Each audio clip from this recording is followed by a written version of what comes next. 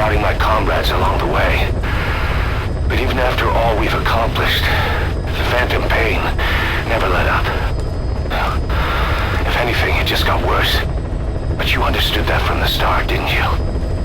From the moment you opened your eyes in that hospital, you knew it wouldn't go away. That you've been fighting the pain and confronting your phantoms the whole time. Knowing full well the battle would never end, not till the day you die. I respect that now, more than ever. It's an honor and a privilege, Big Boss.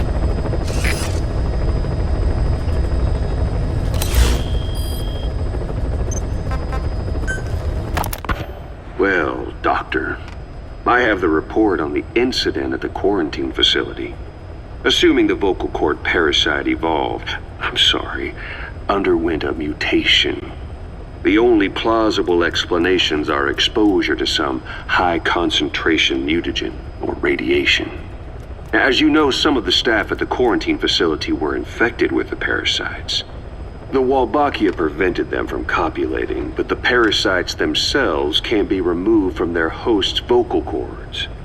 Once you're infected with Skullface's parting gift, you're stuck with it. The researchers regularly used X-ray equipment to monitor the parasites in their throats. No problem there, they kept a close eye on the radiation doses. But that equipment didn't just give off X-rays.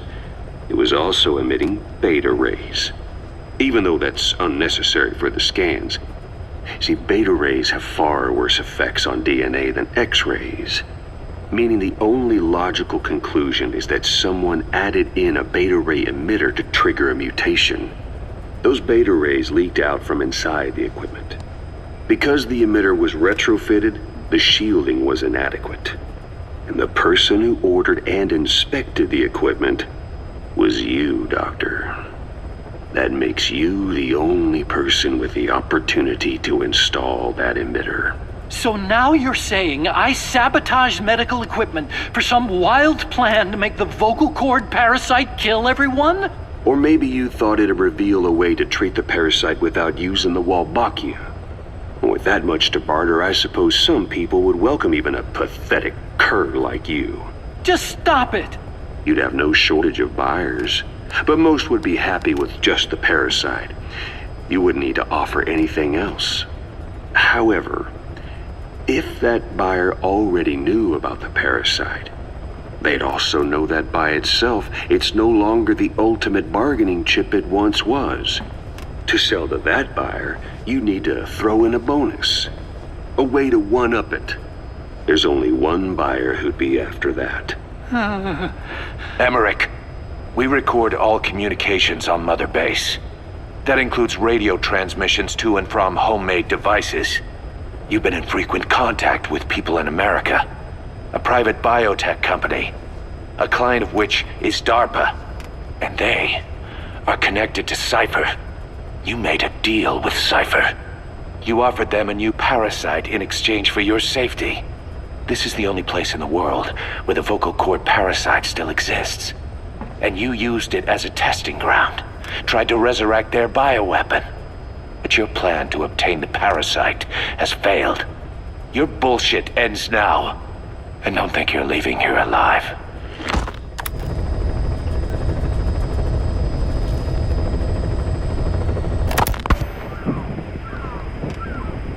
Hours after exposure to the blood of a symptomatic colleague, I found myself making my way up the stairs to this room. And I am not alone. Everyone who's infected, we've all come up here wanting to get outside. I know full well I mustn't leave, given the possibility I'm infected. Yet, I can't contain this urge I feel inside me, like the alcoholic who tries to make any excuse for one more drink. Every step I took up those stairs filled me with this sense of bliss.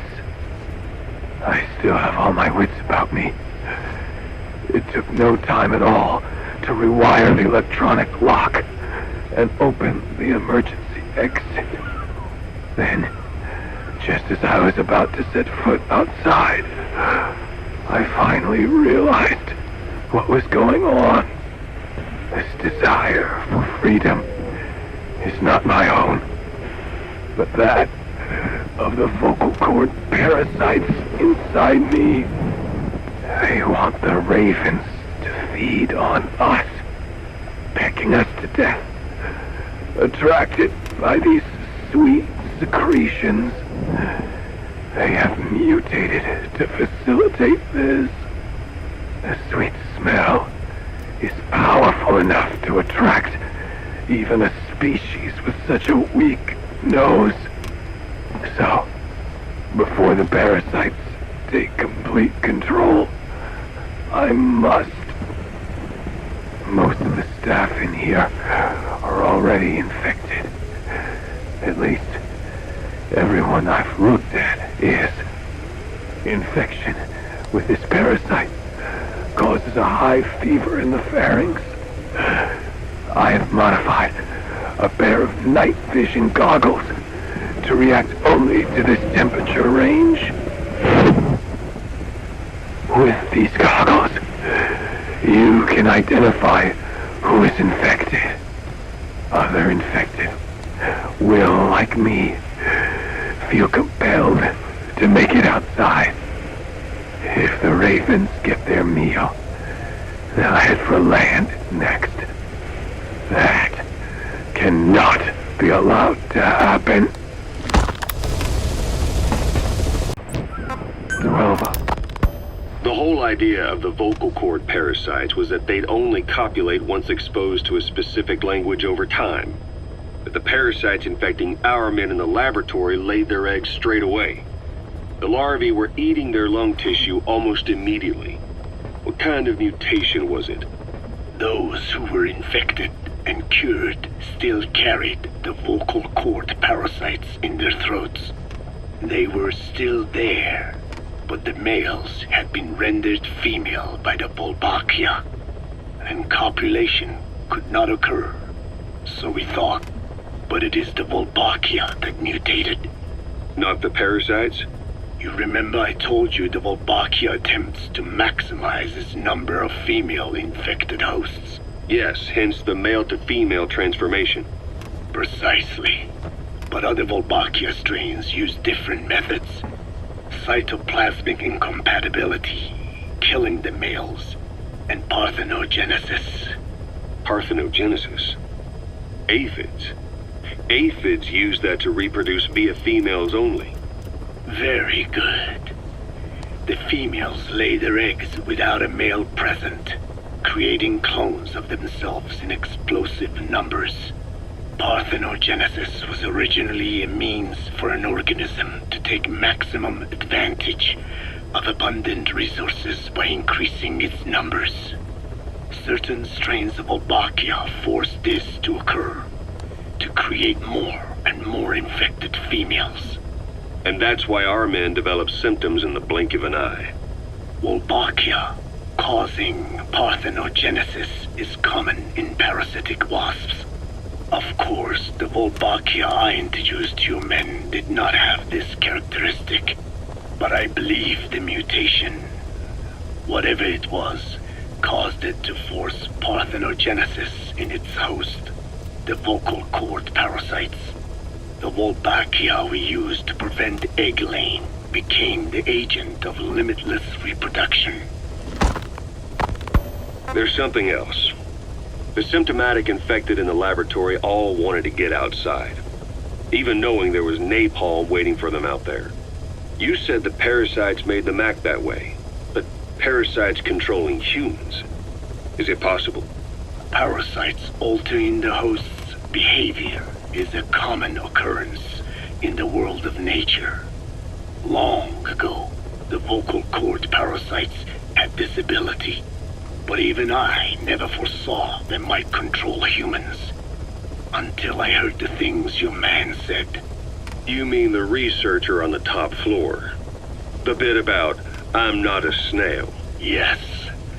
Among parasitic worms, There is a genus called Leucochloridium that uses snails as intermediary hosts. As you know, snails prefer dark, gloomy environments. But once parasitized by Leucochloridium, they desire to be in the light. And that is not all. The parasitic worms thrust themselves into the snail's antennae, making them swell to abnormal size.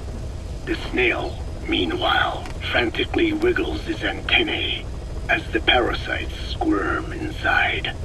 The swollen, wriggling antennae soon resemble caterpillars. I don't get it. It is so they can be eaten by birds. Leucochloridium needs a bird as its definitive host. To breed, they require their snail host to be snapped up by a predator. So they make the humble snail appear to be a delicious caterpillar and lead it to somewhere in open sight. So you mean the staff trying to get outside Was so the birds could pick at them.